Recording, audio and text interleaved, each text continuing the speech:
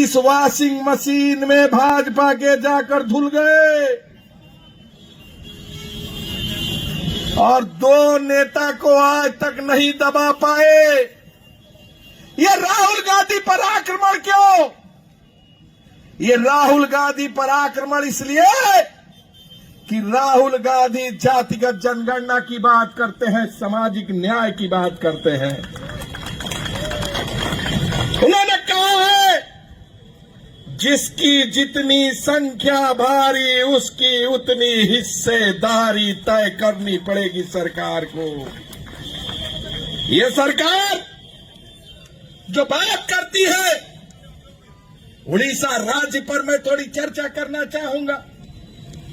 ये उड़ीसा राज्य जो सबसे समृद्ध राज्य है, जहां संपत्ति है, जहां पर पूरी संपदा है। उड़ीसा राज्य अमीर है, लेकिन उड़ीसा राज्य के लोग गरीबी हालत में जीवन जी रहे हैं।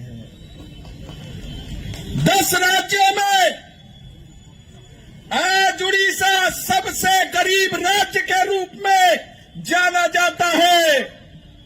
और उड़ीसा राज्य का तो हालत यह है, श्रीकांत जैना जी, आप तो ओबीसी की लड़ाई लड़ते हैं, हमारे नेता भक्तचरण दास जी एससी की बात करते हैं, पूरे देश के लोगों की बात करते हैं, जयदेव जिन्ना जी बात करते हैं। उड़ीसा राज्य में 54% ओबीसी है और 54% ओबीसी को शिक्षा में 0% का आरक्षण है। रोजगार में 11.27% है, लेकिन 27% आरक्षण इस सरकार ने नहीं दिया है। यही तो लड़ाई है राहुल जी की। जब मंडल कमीशन लागू हुआ 1993 से लेकर 2000 तक कांग्रेस की सरकार थी, 27% ओबीसी को आरक्षण था।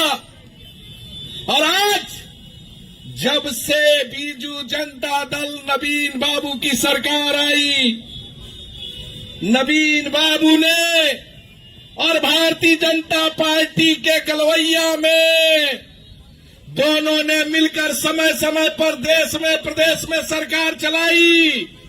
और ओबीसी वालों, ये धर्मेंद्र प्रधान मानव संसाधन विकास मंत्री हैं, पिछड़े वर्ग से आते हैं, पिछड़ों के खुदा जाने जाते हैं। और ये धर्मेंद्र प्रधान आपके बच्चों को शिक्षा में 0% का आरक्षण देता है, शिक्षा के अधिकारों में डाका डाल दिया। ये नरेंद्र मोदी जी बात करते हैं एसटी की, तो रोजगार में आरक्षण 38.75% और तकनीकी शिक्षा में मात्र 20% का आरक्षण इस सरकार में है।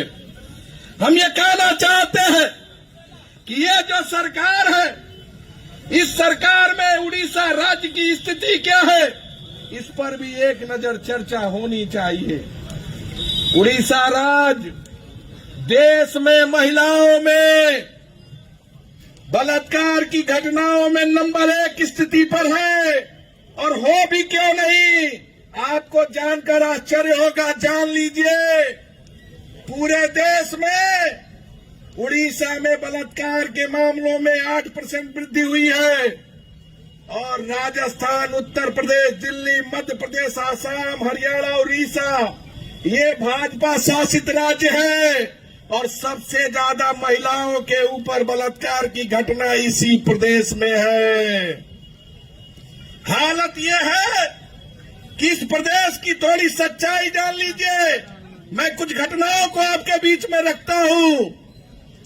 गंजाम में, सोलडा में एक महिला का गैंग रेप करके हत्या 25 तारीख को, 30 तारीख को नौरंगपुर में दबू गांव में दिव्यांग महिला से रेप, 1/4 में पुरी के पिपली में 2 वर्ष की नाबालिग बच्ची से रेप, 3/4 को गंजाम के बरमपुर में गूंगी बहरी महिला का रेप, 3/4/2025 में गंजाम में अरेजा पाली थाना में एक नाबालिग का रेप, 7/4 को कालाहांडी के भवानीपटना में एक महिला का अपहरण और रेप, 13/4 में मयूरगंज में उदला ब्लॉक में एक आश्रम विद्यालय में 1 कक्षा 2 में पढ़ने वाली लड़की फांसी में लटकते मिली।